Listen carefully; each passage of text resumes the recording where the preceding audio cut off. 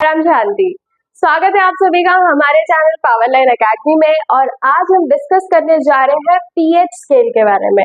जी हाँ, class 10 science का acid basis and salt का न्यू टॉपिक है हमारा आज का pH value and pH scale. तो क्या होता है पीएच का फुल फॉर्म? तो पीएच का फुल फॉर्म होता है पोटेंस, जिसका मीनिंग है पावर। पोटेंस या पावर का मतलब यहाँ पर पीएच में हम एसिड और बेसिस की पावर को नापने के लिए करते हैं। जी हाँ, कोई एसिड कितना स्ट्रॉन्ग है या कोई बेस कितना स्ट्रॉन्ग या वीक है, उनकी स्ट्रेंथ को नापने के लिए हम पीएच वैल्यू का यूज करते हैं। पीएच वैल्यू का जनरली एक स्केल फॉलो किया जाता है। इस स्केल की काउंटिंग होती है 0 से लेकर 14 तक और इसका मिड पॉइंट माना जाता है 7 तक। 7 से कम जितनी भी वैल्यूज का पीएच आ रहा है वो सभी एसिड कहलाते हैं, और 7 से ज्यादा जितने भी केमिकल्स का पीएच वैल्यू निकल कर आता है वो सभी बेसिस कहलाते हैं। एक और बहुत इजी सा इसका एक इंफॉर्मेशन है, जिसमें जिस भी एसिड का पीएच वैल्यू ज्यादा होगा वो उतना ही वीक एसिड कहलाएगा, लेकिन जिसका पीएच वैल्यू सबसे कम होगा वह उतना ही स्ट्रॉन्ग एसिड कहलाएगा। फॉर एग्जाम्पल, मान लीजिए किसी एसिड X का पीएच वैल्यू 2 है और एसिड Y का पीएच वैल्यू 5 है। आपसे पूछा जाए इन दोनों में से स्ट्रॉन्ग एसिड कौन सा है, वीक एसिड कौन सा है, तो जिसका पीएच वैल्यू सबसे कम है वही हमारा स्ट्रॉन्ग एसिड माना जाएगा। लेकिन बेसिस के केस में ये बिल्कुल उल्टा है। बेसिस के केस में जिसका पीएच वैल्यू हाई होगा वो स्ट्रॉन्ग बेस होगा, और जिसका पीएच वैल्यू सबसे लो होगा वो वीक बेस कहलाएंगे।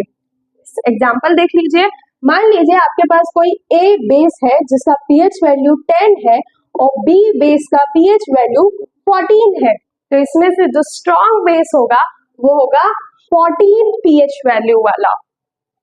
बात करते हैं 7 के बारे में।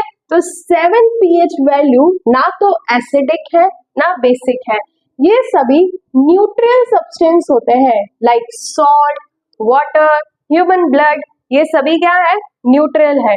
तो 7 से कम एसिड, 7 से ज्यादा बेस, जिसका वैल्यू सबसे लो वो उतना स्ट्रॉन्ग एसिड है, और जिसका वैल्यू जितना ज्यादा वो उतना ही स्ट्रॉन्ग बेस है। लेकिन मिड वैल्यू आप याद रखना 7 जो न्यूट्रल है, ना तो एसिडिक है ना बेसिक है। सो जैसे कि हमने देखा कि पीएच वैल्यू से हम किसी भी एसिड और बेसिस की स्ट्रेंथ को नाप सकते हैं। इसी के साथ साथ पीएच वैल्यू का एक बहुत बड़ा रोल हमारी लाइफ में भी होता है, जिसका मेंटेन रहना बहुत इंपॉर्टेंट होता है।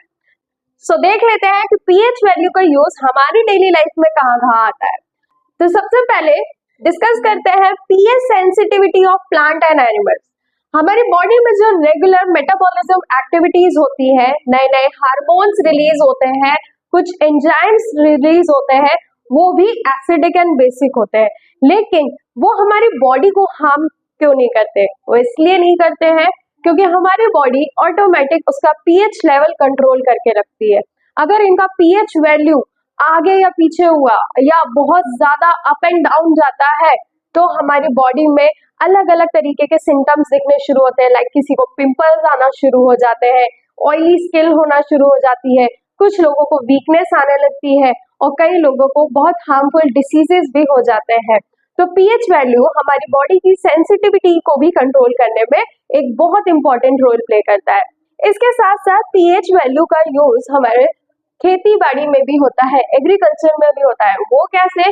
तो सॉइल के अंदर भी एसिडिटी को चेक किया जाता है, जिसके अकॉर्डिंग फर्टिलाइजर्स का यूज किया जाता है। मान लीजिए हमारे जिस खेत पर खेती की जा रही है वो सॉइल ऑलरेडी बहुत ज्यादा एसिडिक है, अब उसमें जो फर्टिलाइजर्स यूज किए जा रहे हैं वो फर्टिलाइजर्स भी एसिडिक हो गए, तो क्या फसल की पैदावार अच्छी हो सकती है? नहीं। इसीलिए मिट्टी का पीएच वैल्यू भी मेंटेन करने के लिए और फर्टिलाइजर्स को सही तरीके से चेक करके खरीदने के लिए लोगों को अक्सर जानकारी दी जाती है। क्यों?